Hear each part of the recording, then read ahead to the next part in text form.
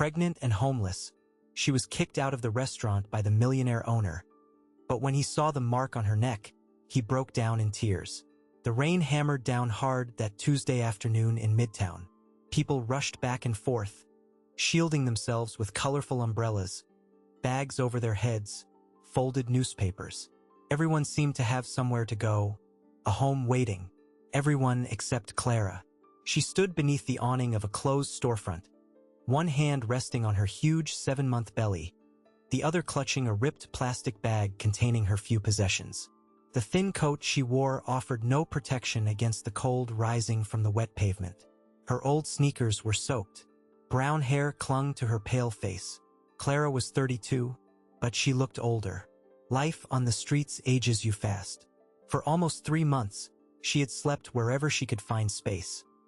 Park benches, stairwells, shelters when there was a bed available. Before that, she lived in a cramped apartment.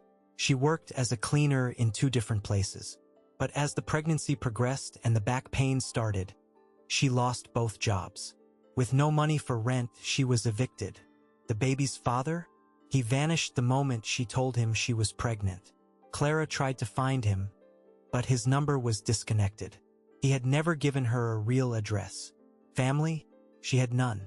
Clara grew up in the foster care system, moving between group homes. She left at 18 with an ID, a backpack, and no memory of where she came from.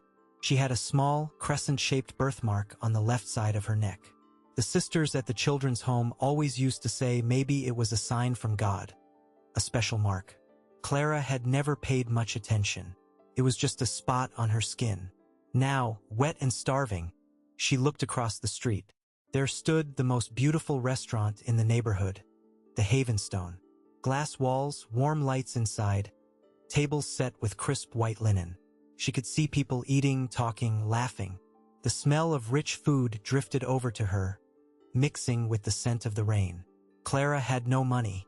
She knew that, but the hunger was so intense that she thought, maybe, just maybe, someone would take pity. Maybe they would let her in just to dry off a little. Who knows, perhaps they would even give her a plate of leftovers. She crossed the street slowly, carefully watching for traffic. Her stomach was heavy. The baby kicked. Clara placed a hand on her belly and whispered, "Calm down, sweetheart. Mommy is going to try and get us something." She pushed open the glass door of the restaurant. A chime rang. The heat inside hit her face like a hug. For 1 second, Clara closed her eyes and felt enormous relief. But it only lasted a second. The dining room went silent. All eyes turned toward her. Well-dressed patrons, waiters in impeccable uniforms. Even the soft background music seemed to stop. A young waiter rushed toward her. "Ma'am, I'm sorry, but you can't stay here like this." Clara swallowed hard. "I just wanted... Please, is there any food? Anything. I'm pregnant, and I haven't had a decent meal in 2 days." The waiter looked around, embarrassed. "Ma'am, I understand, but this isn't a shelter. We can't just..." "For the love of God," Clara pleaded, clasping her hands. "Just a piece of bread. I won't bother anyone." At that moment, a powerful voice sliced through the atmosphere. "What is going on here?" From the back of the room, a tall man in a flawless navy blue suit approached with firm steps. He was in his 40s, with dark, slicked-back hair, a serious face, and a hard gaze. This was Gabriel Sterling, the owner of the restaurant. Gabriel had built an empire of 5 high-end restaurants in the city. He started from nothing or almost nothing. He grew up in a poor family, but through sheer grit and effort, he managed to open his first establishment. Then came the others. Now he was wealthy, respected, admired. But something inside him had hardened over time. He looked at Clara from head to toe, with an expression of disgust mixed with irritation. "Who allowed this woman to come in?" The waiter stammered. "Mr. Sterling, she came in asking for food, but I was already..." Gabriel held up his hand, silencing the waiter. Then he looked directly at Clara. "This restaurant is for paying customers. If you don't have money, you shouldn't be here." Clara felt tears sting her eyes. "I am just asking for help. For the baby. Everyone has a sad story, Gabriel said coldly. If I give free food to everyone who shows up here, I'll close my doors in a week. But I'm not asking for this every day. It's just today. I don't care. You are driving away my clientele. The eyes of the other patrons were fixed on them. Some looked annoyed by the scene, but no one spoke up. Clara was trembling. From cold, from hunger, from sheer humiliation. Please, she whispered. Gabriel made an abrupt gesture to the security guard near the entrance. Get this woman out of here. Now. The guard, a large man in his 50s, approached slowly. He looked uncomfortable but obeyed. He held Clara gently by the arm. Come on, ma'am. It's better if you leave. Clara didn't resist. Her legs felt weak, but she walked. Tears streamed down her face. She was almost at the door when she turned her head back for one last look at the place that could have offered her a crumb of dignity. And that was the moment it happened. When Clara turned her face, her wet hair slipped to the side, exposing her neck. And there, clear as day, was the crescent-shaped birthmark. Gabriel was about to head back to his office when his gaze fell on that mark. He froze. The world seemed to stop around him. The sound of cutlery, the conversations, everything disappeared. There was only that mark on the neck of that woman. An image exploded in Gabriel's mind. A memory from 28 years ago. He was 12 years old. He was playing in the backyard with his younger sister, Sophia. She was only 4, a small, laughing girl with a birthmark on her neck.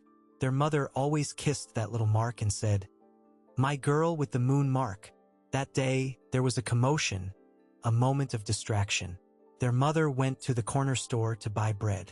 Gabriel was distracted, playing with friends in the street. When they realized it, Sophia was gone.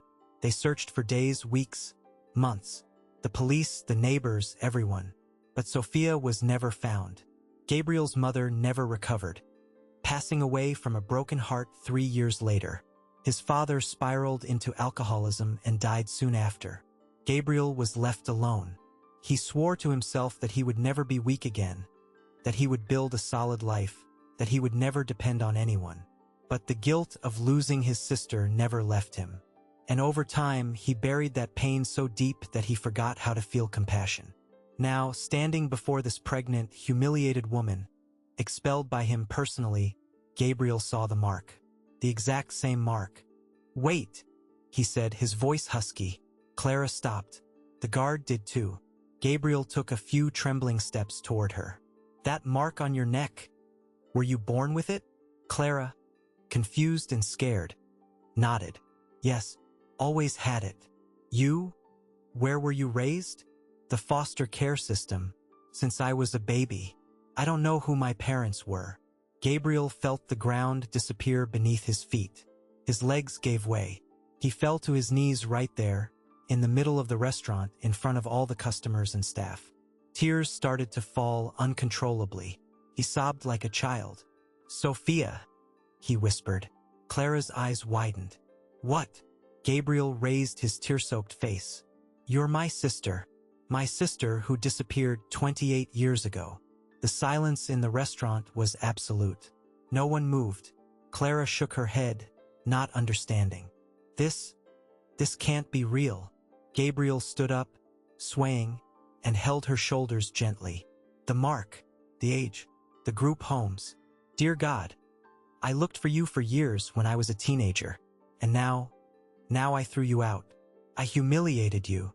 He fell to his knees again, holding Clara's hands. "Forgive me, Sophia. Forgive me, for heaven's sake. I expelled and humiliated the only family I had left." Clara started crying too, unsure exactly what she felt. Confusion, pain, a strange sense of relief. The customers began whispering. Some lifted their phones to record. The staff stood frozen, unsure what to do.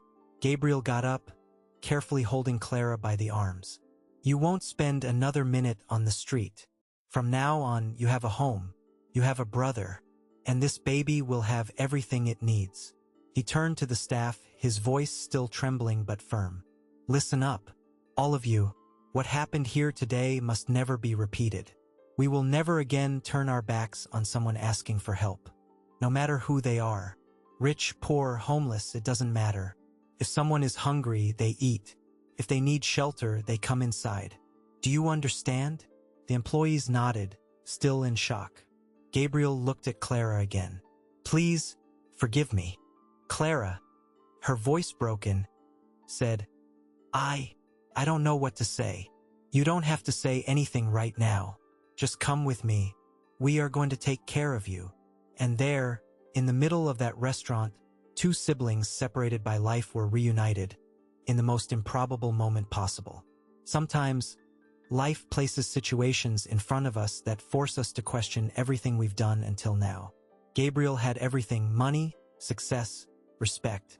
But 1 second of recognition was enough for him to realize he had lost the most important thing: his humanity. And you? What would you do if you found out you had mistreated someone very important, without knowing? Tell us in the comments. And if this story is touching your heart, hit the like button and subscribe to the channel. Clara and Gabriel's story is just beginning. The following days were an avalanche of changes for Clara. Gabriel spared no expense. She was taken to his home that very night, a massive mansion in an affluent neighborhood, with gardens, a pool, and more rooms than she could count. At first, Clara could barely believe it was real. She slept in the guest suite, in a king-size bed with sheets that felt like clouds. She woke up in the middle of the night, thinking it had all been a dream, but it wasn't. Here she was in a real house with a roof, heat, and food. Gabriel immediately hired a private physician, Dr. Eleanor Vance, to monitor Clara's pregnancy. She had all the exams she could never afford before. Dr. Vance, a calm-voiced woman in her 60s, said the baby was fine, despite everything. But Clara was malnourished, anemic, and needed proper care. You are a fighter, Dr. Vance said, holding Clara's hand. But now, you are not alone anymore.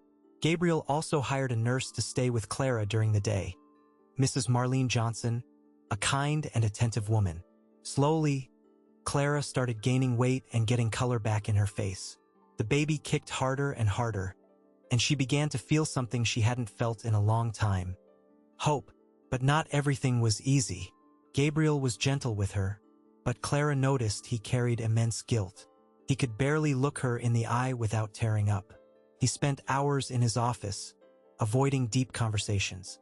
When they were together at the dinner table, he would ask if she was okay, if she needed anything, but then he would lapse into silence. Clara also had her doubts. Was Gabriel truly her brother? They did the DNA test in the first week. The results would take a few days. Meanwhile, she lived in a kind of emotional limbo. One evening, Clara was sitting on the enormous living room sofa, watching the fire crackle in the fireplace, when Gabriel arrived with 2 cups of tea. May I sit down? Clara nodded. He sat beside her, maintaining a respectful distance. I know all of this must feel really strange to you, Gabriel began. Strange is an understatement, Clara replied with a sad half-smile. A week ago, I was sleeping under a bridge. Now I'm in a mansion waiting for a DNA test result to find out if I'm a millionaire's sister. Gabriel gave a short, joyless laugh. I spent 28 years of my life thinking I'd never see you again. I imagined 1,000 times what it would be like if you showed up. But I never imagined it would be like this, that I would treat you that way. Clara was quiet for a moment, then said, You didn't know. That doesn't matter. I treated you like you were nobody. Like why? Oh, you didn't deserve respect. And the worst part is, I've been doing that for years. I turned into a man who forgot to look out for others. Why did you become like that? Gabriel took a deep breath. After you disappeared, my mother was never the same. She died of sorrow. My father started drinking until he died too. I was left alone at 17. I swore I would be strong, that I would never let anything hurt me again. So I built walls. Walls of money, of success, of indifference. And those walls protected me. But they also isolated me. They made me forget there is pain in the world, that there are people who need help. Clara placed her hand over his. You're trying to fix it now. I don't know if I can, Gabriel confessed. I look at you and I see everything I let you go through. The hunger, the cold, the humiliation. You were alone and pregnant, and I put you out in the rain. But you brought me back, Clara said, her voice firm. And that counts. It counts a lot. They sat in silence, listening to the crackling fire. 3 days later, the DNA results arrived. Gabriel opened the envelope with trembling hands, Clara beside him. They read it together. Probability of fraternal relationship, 99.97%. It was true. They were siblings. Clara broke down in tears. Gabriel did too. They embraced for the first time. A tight hug, filled with lost years and a future that now seemed possible. In the days that followed, Gabriel began to implement the promise he had made at the restaurant. He gathered all the managers of his 5 restaurants and explained the new policy. From now on, every day at the end of the shift, we will separate the leftover food and offer it to those who need it. No asking for names, no demanding ID, no humiliation. And anyone who comes in hungry during the shift, we serve them. It might be a simple dish, but no one leaves without eating. One of the managers, Robert, a suspicious-looking man in his 50s, asked, "What if people take advantage, Chief? What if they start coming every day just because it's free?" Gabriel looked him straight in the eye. If someone needs to come every day for free food, it's because that person is homeless or in extreme poverty. And if they need it, they deserve it. Simple as that. News of the change began to spread. Some wealthy clients complained, saying they didn't want to share the environment with different kinds of people. Gabriel lost a few customers, but he gained many more. Stories started appearing on social media, people recounting how they were treated well at the Havenstone. An elderly homeless man who was fed and also given a coat.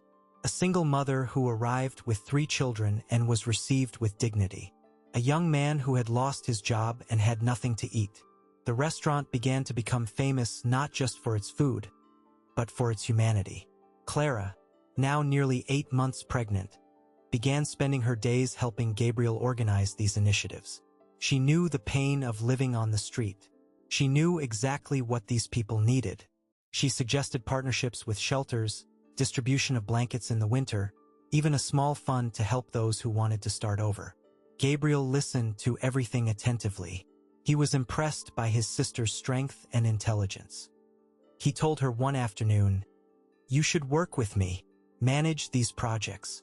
You understand this better than I do." Clara laughed. "Gabriel, I barely finished high school. How am I going to manage anything? Because you have something I forgot, genuine empathy. You lived it, you know." Clara looked thoughtful. The idea seemed absurd, but at the same time it made sense.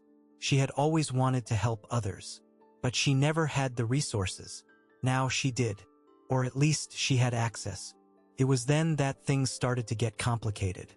Reagan Thorne, the general manager of all Gabriel's restaurants, was a 45-year-old woman, elegant, efficient, but extremely pragmatic.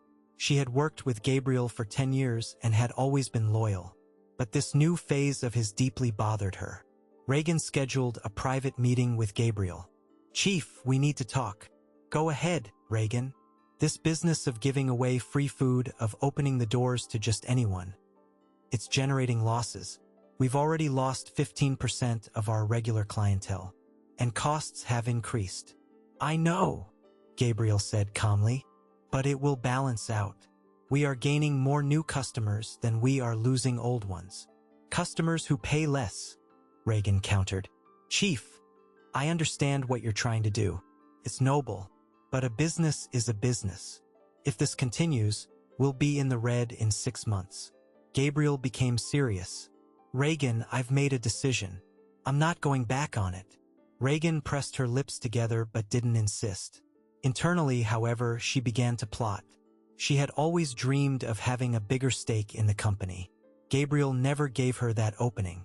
Now, with him distracted by his sister and these social projects, Reagan saw an opportunity. She began planting seeds of doubt among the other staff. Seemingly innocent but venomous conversations. "Did you see how the chief changed after that woman showed up? Is she even really his sister?" I've seen plenty of people try to take advantage of rich folks. What if she's just after his money? The gossip started to spread. Some employees bought into the idea. Others remained doubtful. Meanwhile, Clara and Gabriel grew closer. They started having dinner together every night, talking about everything. She recounted the difficult years in the foster care system, the bad jobs, the times she went hungry but didn't give up. He recounted his loneliness, how success hadn't brought him happiness, the nightmares he still had about the day she disappeared. One night, Gabriel looked at Clara and said, "You know I owe you everything, right?" Clara frowned. "What do you mean? You don't owe me anything." "I do. You gave me back my humanity. Before you showed up, I was an empty man. Rich, but empty." Clara smiled, her eyes tearing up. "And you gave me a family. For the first time in my life, I have someone." It was that night that Gabriel made a decision. The next day, he called a meeting with all the managers and Ray. "Gone. I have an important announcement to make," he began. "Starting next month, Clara will assume the coordination of all our social projects. She will have her own budget, autonomy to make decisions, and will report directly to me." Reagan went pale. "Chief, with all due respect, she has no management experience." "She has life experience," Gabriel replied, "and that's what matters." Reagan left the meeting furious. Now, this was personal. She wasn't going to let a homeless woman take her space. And that's when Reagan started planning the strike. She discovered, through an old contact in law enforcement, that Clara had a record. Nothing major. An accusation of theft 10 years ago, when she was 22 and stole food from a grocery store because she was starving. The case was dismissed, but the record was still there. Reagan copied everything and waited for the right moment. Meanwhile, Clara started working on the projects. She visited shelters, talked to people, and understood the real needs. She created a program called the Open Door Initiative, where the restaurant opened its doors once a week at night only for those experiencing homelessness. They served a full dinner, with dignity, tablecloths, and live music. The first night of the Open Door Initiative was moving. More than 100 people showed up. Many cried upon entering. Some thanked Clara personally. Gabriel watched everything from a distance with immense pride. He posted photos and videos on social media. The repercussion was huge. Newspapers began contacting Gabriel for interviews. He always made sure to include Clara, explaining that she was the brains behind everything. But while the spotlight shone on Clara and Gabriel, shadows were moving backstage. Reagan waited for the positive press to peak. When Gabriel was invited to be interviewed by the city's biggest newspaper, she acted. She anonymously sent Clara's rap sheet to the paper. Along with it, she included a letter stating, "Does the millionaire Gabriel Sterling know who the sister he's putting in charge of his projects really is?" The news leaked. The next day, it was plastered across gossip sites. "Gabriel Sterling's found sister has a criminal record. Is it a scam?" Gabriel received dozens of calls. Clients canceled reservations. Investors demanded explanations. And worse, Clara saw the news. She was in her room, checking her phone when she saw the headline. She read the entire article, trembling.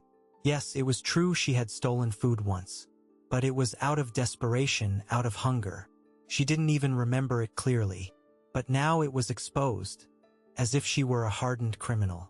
Clara rushed to the living room, where Gabriel was on the phone, trying to manage the crisis. "Gabriel, I need to explain." He hung up the phone and looked at her, confused. "What happened?" "That news. It's true. I have a record. But it wasn't serious. I know," Gabriel interrupted calmly. "You know, I ran a full background check on you before the DNA result. I know everything, and I don't care." Clara sighed, relieved. "But people, the customers, they'll think It doesn't matter what they think," Gabriel said firmly. "I know who you are, and that's all that counts." But Reagan wasn't finished. She spread more rumors. She said Clara was manipulating Gabriel, that she only wanted his money, that she was using the baby to gain sympathy. Employees started treating Clara differently, coldly, distrustfully. Some turned their backs when she passed by. One afternoon, Clara was at the restaurant when she overheard two waiters talking near the kitchen. "I bet she's not even his real sister. She probably faked the DNA test." "Yeah, and the chief is so blind he can't see it."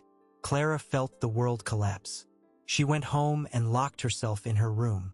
She cried for hours. Gabriel realized something was wrong. He knocked on the door. "Clara, open up for me." "Go away, Gabriel." "I won't. Open it." She opened the door, her face swollen from crying. "I can't take this anymore. Everyone thinks I'm a con artist, that I'm tricking you. Maybe it's better if I just leave." "You are not going anywhere," Gabriel said, stepping into the room and holding her shoulders. "I don't care what others think. You are my sister. Period. But everything is falling apart because of me." "No, it's falling apart because I built an empire on quicksand, without real values. Now I'm rebuilding it the right way, with you by my side." But the pressure continued. Investors threatened to pull money. Suppliers demanded guarantees. Even the media began questioning Gabriel's sanity. And then the final straw.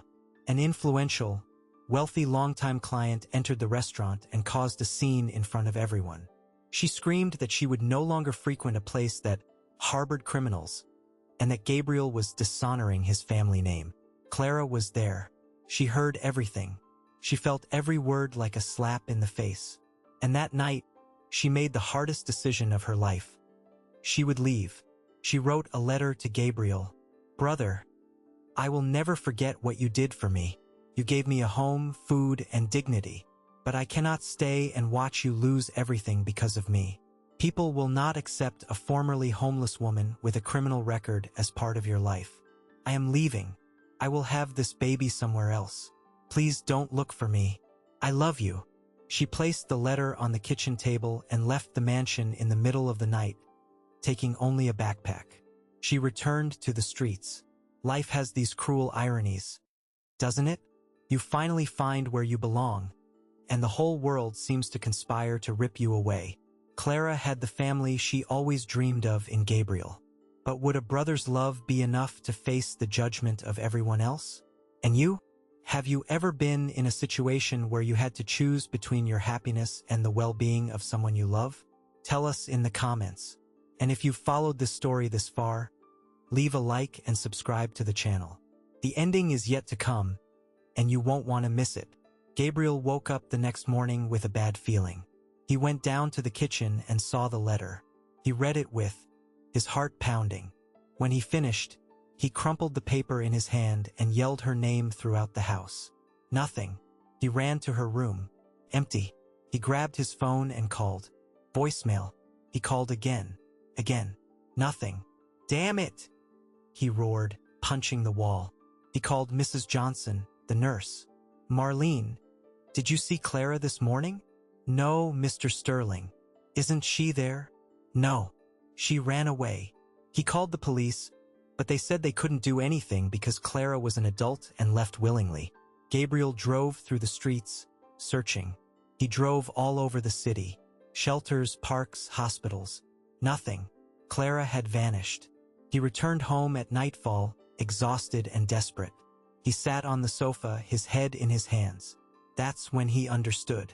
Clara wasn't the only one to blame for leaving. He had failed too. He hadn't protected her enough. He let the gossip and attacks reach her. He hadn't acted quickly enough against the saboteur. And he was certain who was responsible for it all, Reagan. The next morning, Gabriel called an emergency meeting. All the managers were there, including Reagan. "Does anyone here know who leaked Clara's record to the press?" Gabriel asked, looking directly at each of them. Silence. "I will find out. And when I do, that person will be held legally accountable." Reagan kept her face serious, but inside, she was nervous. She hadn't expected Gabriel to react like this. After the meeting, Gabriel hired a private investigator. In 2 days, he had the proof. Emails sent from Reagan's computer, conversations with journalists, everything. Gabriel scheduled a meeting with her in his office. "Reagan, you've worked with me for 10 years. "Yes, Chief. And I always trusted you." "I know. And I've always been loyal. Gabriel tossed a folder onto the table. Then explain this to me. Reagan opened the folder. She saw the printed emails, the evidence. She went white. You destroyed my sister's reputation. You pushed her to the edge. And why? Because you were afraid of losing your standing? Reagan tried to defend herself. Chief, I was just protecting the company. That woman showed up out of nowhere. And you started to... That woman, Gabriel interrupted, his voice icy, is my sister, my only family. And you knew that. But she has a record. She's a survivor, Gabriel shouted, slamming his hand on the table. She spent her whole life being judged, humiliated, rejected, and you did the exact same thing. You are exactly the type of person I became before she showed up. Cold, calculated, heartless. Reagan remained silent. You're fired, and I'm filing a lawsuit against you for emotional distress and damages. You can't do that. Yes, I can. And I will. Now get out of my sight. Reagan left the office sobbing, but Gabriel felt no pity. He felt, instead, an immense anger at himself for not having noticed sooner. But now, the important thing was finding Clara. He placed ads in newspapers, on the radio, and social media. He offered a reward for any information. He mobilized NGOs working with the homeless. And finally, 3 days later, a call. It was Mrs. Johnson. Mr. Sterling, a friend of mine who works at a community clinic, called me. A pregnant young woman, matching Clara's description, was admitted there in labor. Gabriel felt his heart leap into his throat. Where? At St. Jude's Community Clinic, on the east side.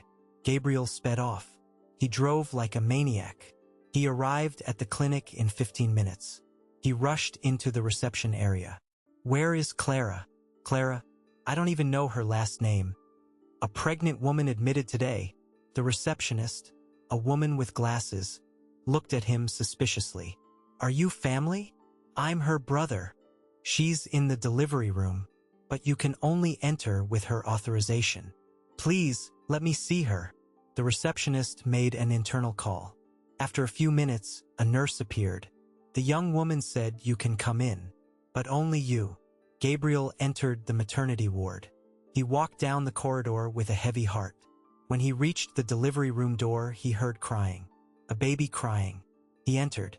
Clara was lying on the bed, her face sweaty and tired, but smiling. In her arms, a small baby, wrapped in a blue blanket. She looked at Gabriel, and her eyes filled with tears. You found me. Gabriel approached slowly, his eyes also filled with tears. I will always find you. I'm sorry. I shouldn't have run. No.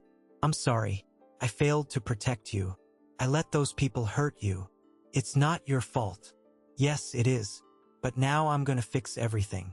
You won't go through this again. I promise. Clara looked at the baby. Do you want to meet your nephew? Gabriel moved closer, looking at the baby's small, perfect face. He felt an uncontrollable surge of emotion. He's beautiful. It's a boy. I'm going to name him Lucas. Gabriel held Clara's hand. You won't be alone anymore. You, Lucas, and me. We are family now. Clara wept with relief and happiness. Thank you, Gabriel, for everything.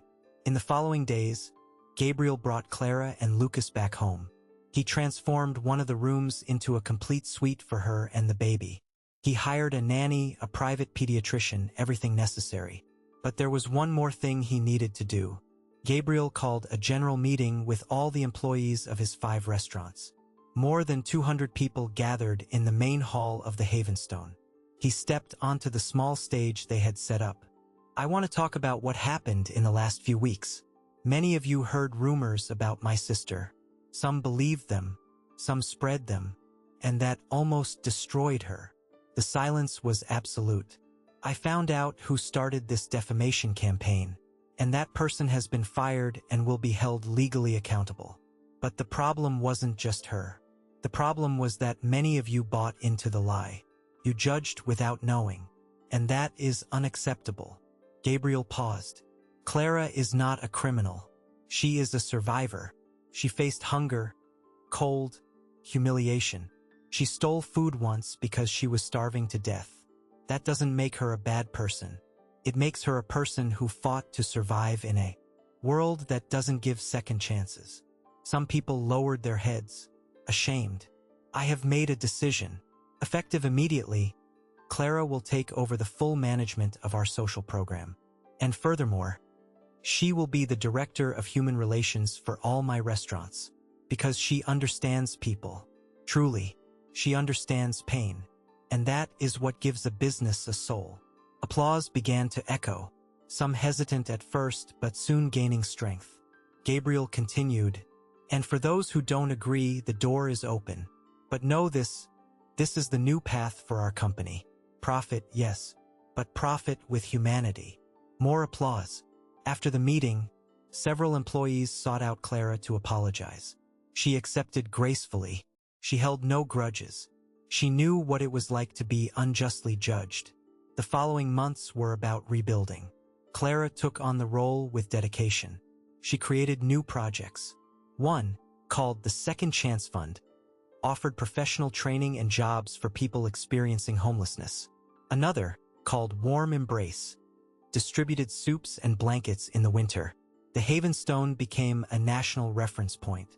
Gabriel was invited to give lectures on social entrepreneurship, but he always made a point of bringing Clara along. At one of these lectures, Clara went up on stage for the first time. She was nervous, but Gabriel held her hand and whispered, "You got this." She told her story, from the foster care system to the day she was kicked out of the restaurant, and how, from that moment of humiliation, a second chance was born. There wasn't a dry eye in the audience. A year after the night everything changed, Gabriel organized a party at the restaurant. He gathered employees, partners, friends, and especially people who had been helped by the programs. Clara was there holding Lucas. The boy was 1 year old now, chubby, smiling, full of life. Gabriel went up on stage with a microphone. "I want to thank everyone who is here today, but most of all, I want to thank one person who changed my life completely." He looked at Clara. "My sister, the one I expelled, humiliated, and almost lost, but who gave me the chance to be a better person. Clara, come up here." Clara came onto the stage, Lucas in her arms. Gabriel knelt in front of her. "That day, I fell to my knees begging for your forgiveness. Today, I fall to my knees again, but this time to ask you something." He pulled a key out of his pocket. "I can't manage this company alone anymore. In fact, I don't want to, because I realize my role here isn't as an administrator. It's as a supporter, a facilitator. But the vision, the heart, the soul of all this is you." Clara's eyes widened. "Gabriel, what are you saying?" "I'm saying that I want you to take over the total management of the restaurants. I'll remain a partner, but you will be the CEO. But I don't know. You know more than anyone, because you have lived, because you feel." Clara started to cry. Gabriel too. "Will you accept?" I accept." The room exploded in applause. That night, siblings who had been separated by fate and reunited by chance celebrated together the victory of hope over despair, of compassion over indifference, of love over judgment. And Lucas, the baby who was born in a simple community clinic, now had a future. An uncle who loved him, a warrior mother, and a family that would never be separated again. The Havenstone had grown into a chain of 10 restaurants across several cities. All followed the same philosophy: quality food, human-centered service, and open doors for anyone in need. Clara, now 35, was sitting in the main office, reviewing reports. Lucas, 3 years old, played in the corner with his action figures. Gabriel walked in, smiling. The investors' meeting was great. Everyone approved the expansion. Clara smiled back. "Excellent. We can open 3 more units next year. And the scholarship program for formerly homeless individuals? We already have 15 people graduated and employed, and 20 more in training." Gabriel shook his head, impressed. "You are incredible." "We are incredible," Clara corrected. All of this exists only because we are together. Lucas dropped his toys and ran to Gabriel. Uncle, let's play ball? Gabriel picked the boy up. We sure will, champ. On that sunny afternoon, while Lucas laughed in the garden and Clara watched from the window, Gabriel thought about how unpredictable life was. He had been an empty man, rich but soulless. A birthmark on a pregnant woman changed everything. It showed him that true success isn't measured in money. It's measured in lives touched, in people helped, in love shared. And Clara, who spent her life believing she didn't belong anywhere, finally found her place. Not just a roof, but a home, family, purpose. Some stories remind us that it's never too late to change. That one decision can transform not just one life, but dozens, hundreds. Gabriel and Clara proved that redemption is possible, that compassion is still worthwhile, and that family isn't just who you are born with, it's who chooses to stay. And you? Do you know someone who needs to hear a story like this? Share this video, leave your like, subscribe to the channel, and in the comments, write the word hope if this story touched your heart. Because stories like these need to be told, and hope needs to be spread.